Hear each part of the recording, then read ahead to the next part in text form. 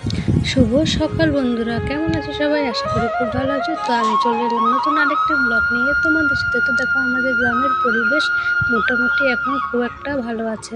তার কারণ দেখো, বৃষ্টি কিছুই নেই, তো ঝড়ি বৃষ্টির দিন কিন্তু চলে এলো এদিকে। আর এদিকে দেখো ফুলের বাহার। এখন তো জানোই, এখন প্রচুর ফুল দেখাই যাবে।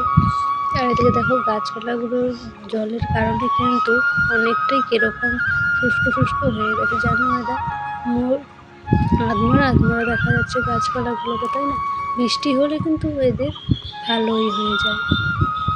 তো দেখো, আমাদের গাছের কাঁঠাল কত বড় বড় হয়ে গেছে। তোমরা কেউ খেতে চাও, চলে আসবে কাঁঠালের জন্য।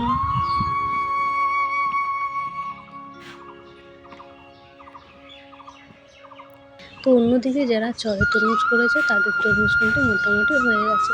কিন্তু আমাদের তরমুজ এটা হয়তো জ্যৈষ্ঠী মাসের দিকে আসবে।